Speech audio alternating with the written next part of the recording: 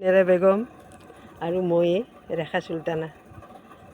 আপোনালোকক কিন্তু এই বিচাৰটো কৰিব দিছোঁ, কৰি দিব লাগিব বুজিছ।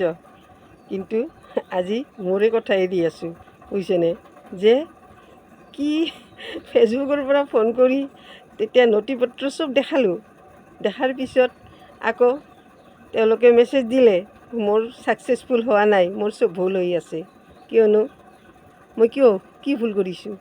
মইতো এটাই মানুহ না, মোৰ আচলখিনিতো তাতেই আছে আৰু মোৰ ফেচবুকতো হুচনেৰা বেগমো দিয়া আছে বুজিছেনে।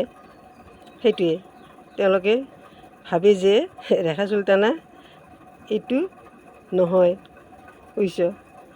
এনেকুৱা কথা কৈছোঁ, মোৰ বেয়া লাগছে। গতিকে আপোনালোকে চাব অকণমানি বুজিছেনে। ফেচবুকক মই অনুৰোধ কৰিছোঁ, ময়ে ৰেখা চুলতানা বুজিছেনে, ময়ে ৰেখা চুলতানা, ময়ে হুচনেৰা বেগম। ভুল নুবুজিব আপোনালোকে, ভুল বুজি কোনো লাভ নাই। ময়ে চব কিছু ময়ে।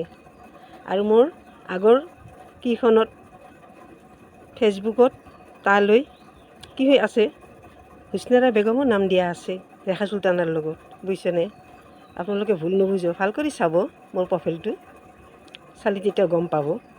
মই হুচনেৰা নামটোও দিছোঁ তাত, প্ৰথম যেতিয়া ওলাইছিলোঁ মোৰ প্ৰফাইলটোত যিটো ফটো আছে সেইটো ফটোত বুজিছে। আপোনালোকে কিন্তু অলপ চাই চিতি ল'ব বস্তুটো, কাৰণ মোৰ দুখ লাগছে। ময়েতো ৰেখা চুলতানা বুজিছেনে, আৰু ময়ে হুচনেৰা বেগম। আপোনালোকে ভুল নুবুজিব।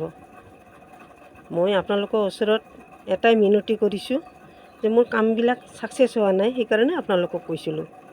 ছাকচেছ হ'লে বাৰু মোৰ অলপ ভাল লাগিব। মই বৰ দুখীয়া মানুহ দেই, বৰ দুখীয়া। সেইকাৰণে বাৰু মই আজি যে ইমান ৰিকুৱেষ্ট কৰি আছোঁ